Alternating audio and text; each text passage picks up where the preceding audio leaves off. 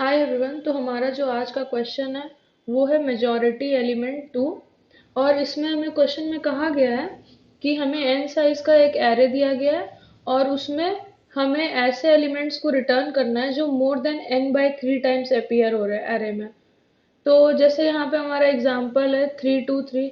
तो अब 3 की काउंट कितनी है, वो 2 है। और 2 कितने बार अगर हो रहा है, 1 बार हो रहा है।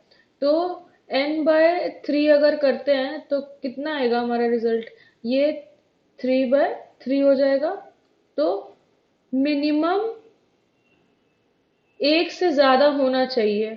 तो अब हम लोग देखते हैं 1 से ज्यादा कौन है, 2 है। तो इसीलिए हम लोग आंसर में 3 रिटर्न कर देंगे, हमारा रिजल्ट क्या होगा, 3। अब हमें यहाँ पे जो वैल्यूज रिटर्न करनी है वो एरे फॉर्म में करनी है, क्योंकि जो हमारा रिजल्ट है वो एक से ज्यादा हो सकता है। वो हमारा जो रिजल्ट है वो 2 हो सकता है लेकिन उससे ज्यादा नहीं होगा। मैं दिखाती हूँ क्यों ऐसा होगा। एक और एग्जांपल लेते हैं, हम लोग मानते हैं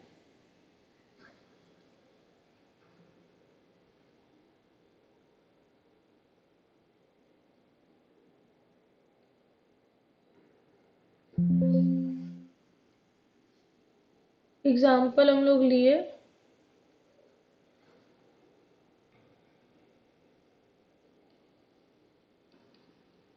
7 7 7 3 3 3 2 2। ठीक है। अब हमारे यहाँ पे जो एरे है इसका लेंथ कितना है, लेंथ है 8। ठीक है। अब 8/3 अगर करते हैं तो हमारा कितना आएगा, 2.66 समथिंग आएगा। मतलब जो हमारा वैल्यूज प्रेजेंट होना चाहिए इस एरे में वो मिनिमम 3 होना चाहिए, ताकि हम लोग उसको अपने रिजल्ट में इंक्लूड कर सके। ठीक है। तो 7 कितने बार अकर हो रहा है, 3 बार अकर हो रहा है। 3 भी 3 बार अकर हो रहा है। 2 लेकिन 2 ही बार अकर हो रहा है। तो हमारा रिजल्ट क्या होगा, हमारा रिजल्ट होगा 7 और 3। एक गिवन एरे में दो से ज्यादा मेजॉरिटी एलिमेंट हमें नहीं मिलेंगे।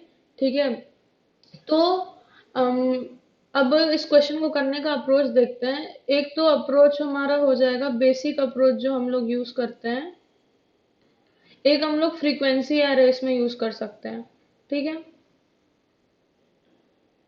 लेकिन फ्रीक्वेंसी एरे में हम लोग यहाँ पे, जैसे हमारा क्वेश्चन था ना, तो इसमें हमारा कांस्टेंट जो दिया गया था वो कांस्टेंट था -10⁹ से लेके बीच में से लेके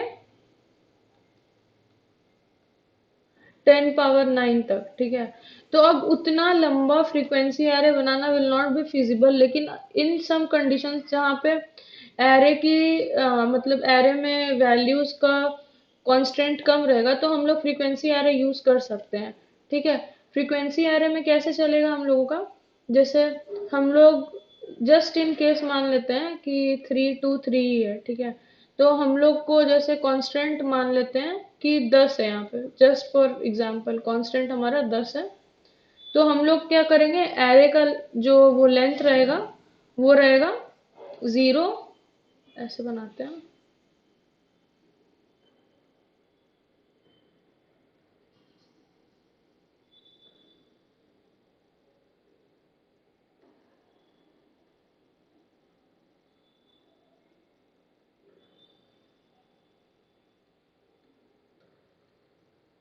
0 1 2 3 4 5 6 7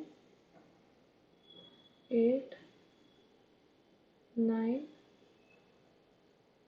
10। ठीक है।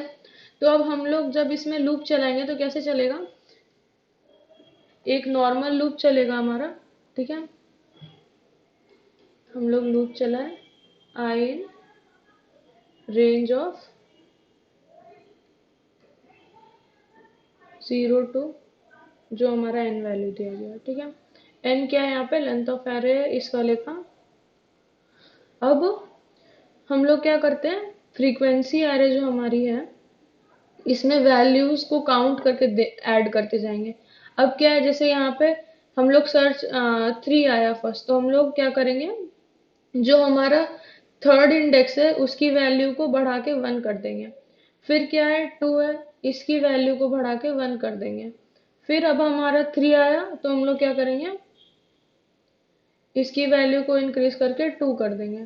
ठीक है, फिर इसके बाद हम लोग क्या करेंगे, फिर से हम लोग इस फ्रीक्वेंसी एरे पे एक लूप चलाएंगे, for I in frequency array.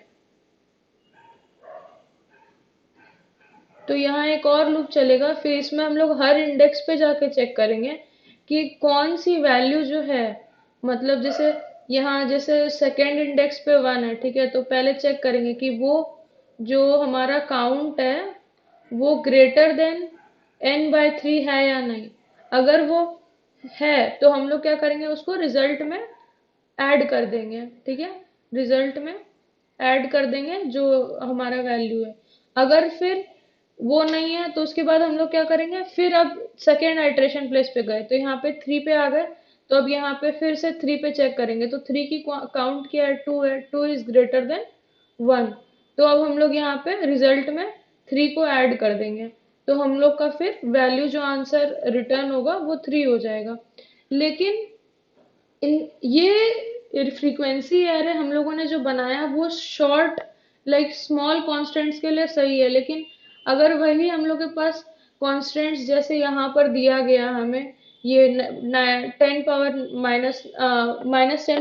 To 10⁻9, तो उसके लिए ये फिजिबल नहीं होगा ना, क्योंकि इसमें बहुत, क्योंकि जरूरी नहीं है पहली बात तो कि इस एरे में सारे वैल्यूज रहेंगे ही, तो बहुत सारे एम्प्टी स्पेसेस भी रह जाएंगे, एम्प्टी इंडेक्सेस भी रहेंगे।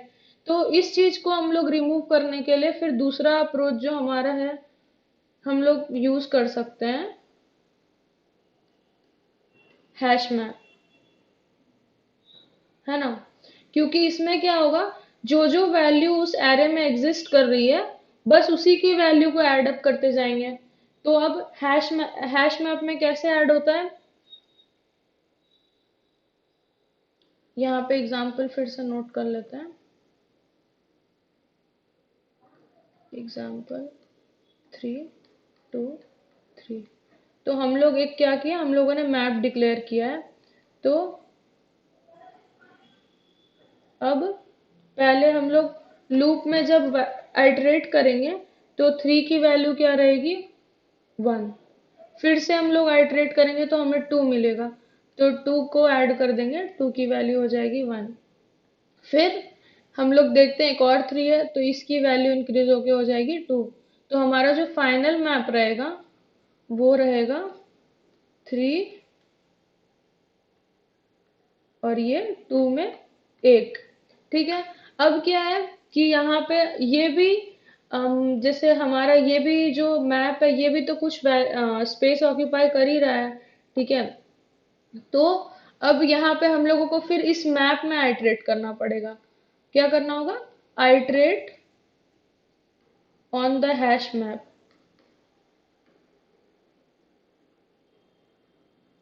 और जब हम लोग इसमें आइटरेट करेंगे तो फिर वैसे ही हम लोग हर की के लिए चेक करेंगे कि की के में जो वैल्यू है, value greater than length of array by 3 है कि नहीं, है ना। तो वही होगा, जैसे हमारा 3 था तो उसमें वैल्यू कितनी थी, 2 थी, तो वो क्या है, ग्रेटर देन 3/3 है ना। तो ये रिजल्ट में ऐड हो जाएगा फिर से। और फिर 2 है, ये 1 इज नॉट ग्रेटर देन 1, 3/3। तो यहाँ पे फिर हम लोग का जो आउटपुट है वो 3 रिटर्न हो जाएगा। हमारा स्पेस कॉम्प्लेक्सिटी है इस क्वेश्चन का, उसमें हम लोगों ने क्या किया था, हैश मैप डिक्लेयर किया था ना, तो इस वजह से इसकी space complexity O of n हो जाएगी। ठीक है, और टाइम कॉम्प्लेक्सिटी जो है वो भी O ऑफ n होगी, क्योंकि हम लोगों ने एक लूप यूज किया है आइटरेट करने के लिए, सिंगल लूप। और फिर इन द सेम वे पुराना जो हमारा अप्रोच था इसका भी हम लोगों ने इसमें फ्रीक्वेंसी एरे डिक्लेयर की थी, और इसीलिए स्पेस कॉम्प्लेक्सिटी इसका भी O ऑफ n हो जाएगा, और टाइम कॉम्प्लेक्सिटी भी O ऑफ n हो जाएगी। अब हम लोगों ने नोट इसमें मैंने स्क्रीनशॉट में ऐड नहीं किया था, लेकिन यहाँ पे क्वेश्चन में देखेंगे तो नीचे में एक नोट दिया था कि हम लोगों को ट्राई करना है कि हमारी जो स्पेस कॉम्प्लेक्सिटी है ना, वो O ऑफ 1 रहे। मतलब हमारा जो भी वेरिएबल या जो भी हम लोग स्ट्रक्चर ऐड कर रहे हैं, उसमें बस कांस्टेंट वैल्यूज या कांस्टेंट स्पेस उसको लेना चाहिए, ठीक है। तो इसका मतलब ये हुआ कि हमने जो हैश मैप और एरे डिक्लेयर किया था, वो हम लोग नहीं यूज कर सकते हैं। तो अब हम लोग ट्राई करते हैं कि इसकी जो स्पेस कॉम्प्लेक्सिटी है उसको O ऑफ 1 टाइम्स में बना करके देखें। तो अब अप्रोच 3 देखते हैं। तो इसमें हमारा क्या, हम लोगों का मेन थीम ये रहेगा कि हम लोगों का जो स्पेस कॉम्प्लेक्सिटी है वो कांस्टेंट होना चाहिए, ठीक है। और हम लोगों ने देखा था पहले कि जो हमारे पास एक एरे में मेजॉरिटी वैल्यूज है, वो या तो 2 हो सकती है या 1 हो सकती है, लेकिन वो नेवर ग्रेटर देन 2, ठीक है।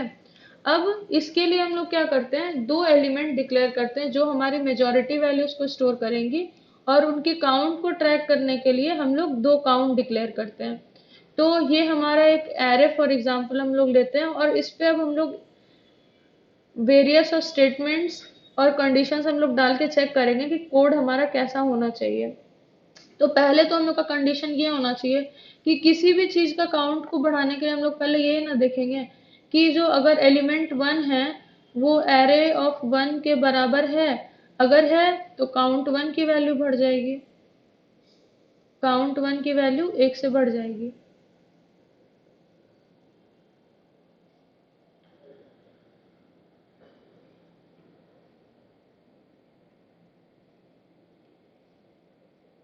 काउंट 1 की वैल्यू 1 से बढ़ जाएगी। अगर in the same way else if, यहाँ एल्स इफ लिख देती हूँ मैं,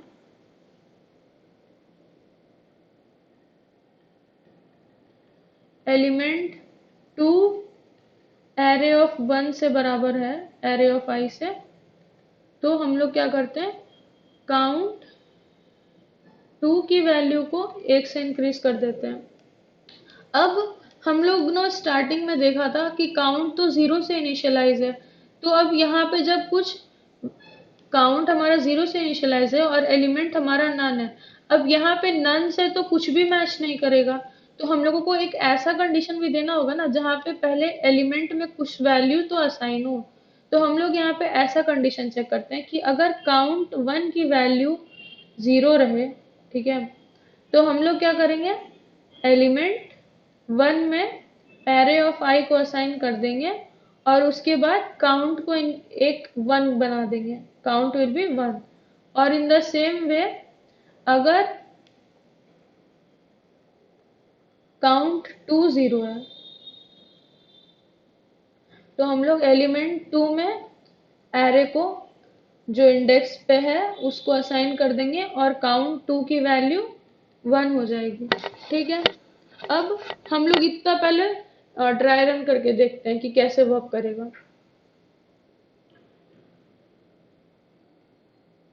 ठीक है। तो हम लोग यहाँ पे एलिमेंट 1 है, ठीक है, एलिमेंट 2 है, काउंट 1 है, काउंट 2 है। तो हम लोगों ने इसको नल से इनिशियलाइज किया था, ये भी नल से इनिशियलाइज किया था, ये 0 था और ये 0 था, ठीक है।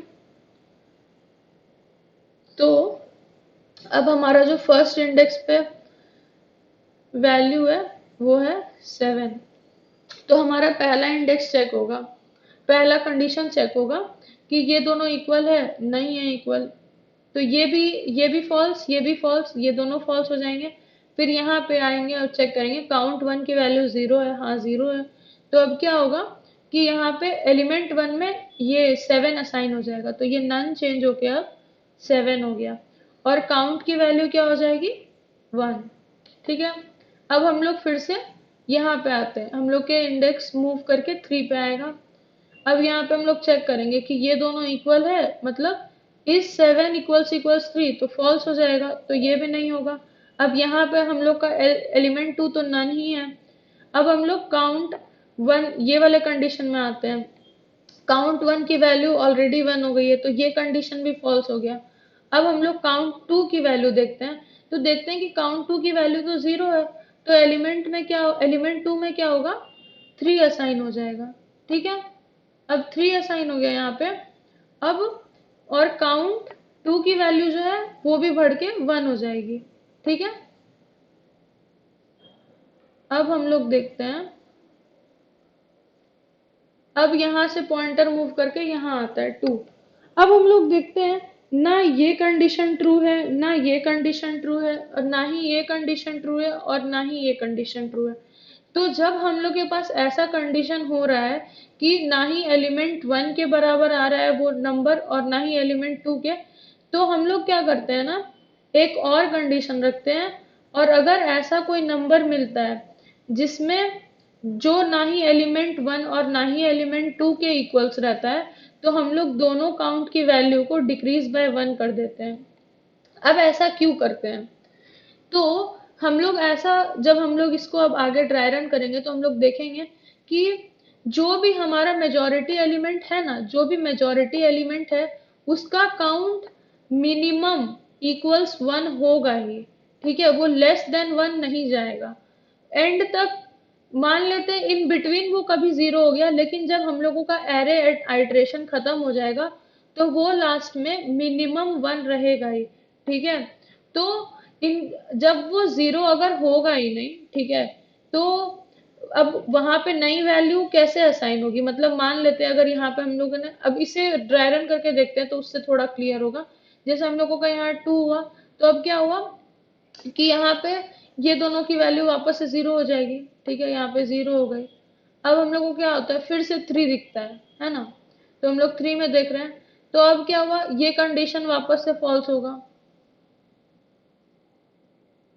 एलिमेंट 1 वाला तो फॉल्स हो गया क्योंकि 3 के बराबर नहीं है। ठीक है, तो अब यहाँ पे देख रहे हैं एलिमेंट 2, हाँ ये ट्रू हो गया। तो अब यहाँ पे जो 3 है, अब इसके वजह से क्या होगा, काउंट 2 की वैल्यू इंक्रीज होके 1 हो जाएगी।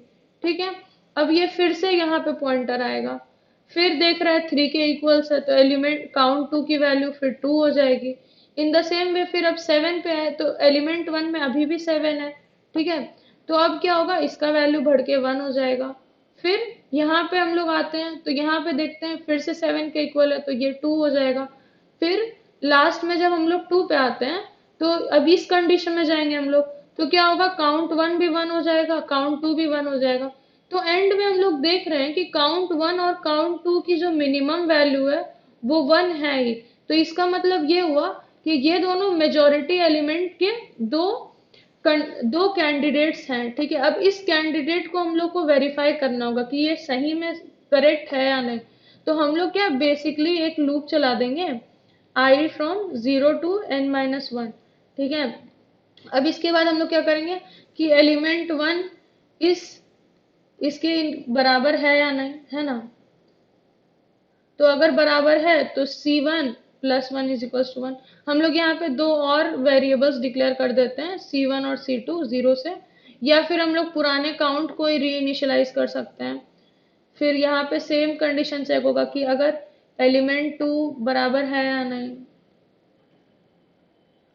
अगर वो इक्वल्स है तो C2 की वैल्यू 1 से बढ़ जाएगी।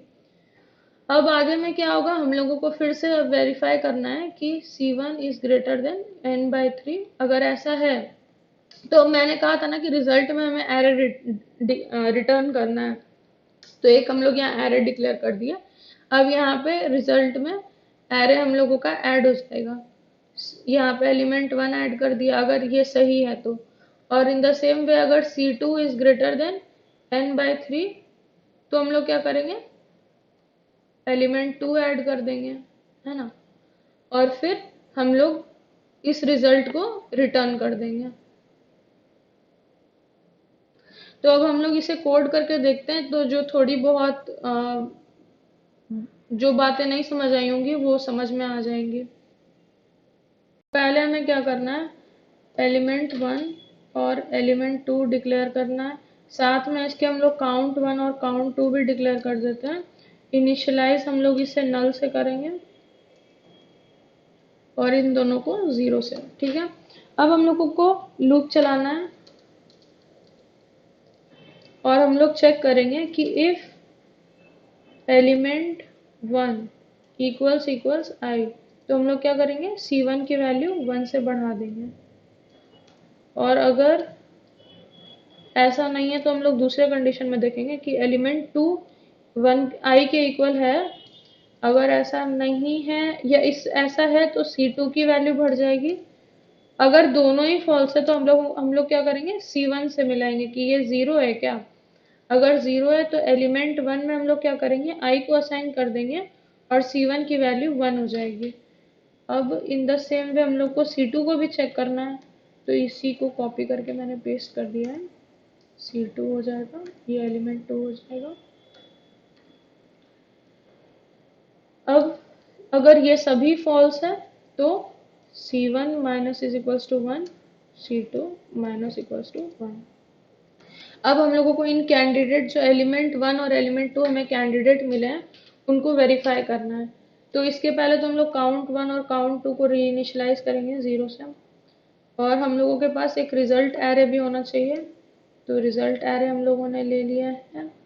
हम लोगों को एरे का लेंथ भी चाहिए ताकि हम लोग चेक कर सकें, तो एक वो भी डिक्लेयर कर दिया मैंने।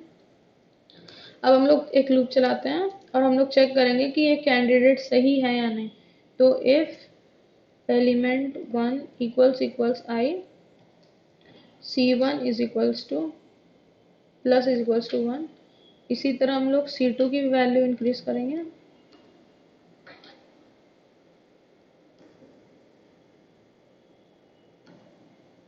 अब ये तो हो गया, इसके आगे हम लोग को क्या करना है, हम लोग को चेक करना है if C1 is greater than n/3, तो हम लोग रिजल्ट में अपेंड कर देंगे एलिमेंट 1। और अगर ऐसा नहीं है तो हम लोग फिर से एक और जो हम लोग का कंडीशन है C2 वो चेक होगा। हम लोग फिर से रिजल्ट में अपेंड कर देंगे एलिमेंट 2 को और हम लोग रिजल्ट को रिटर्न कर देंगे। इसे रन करके देखते हैं। अब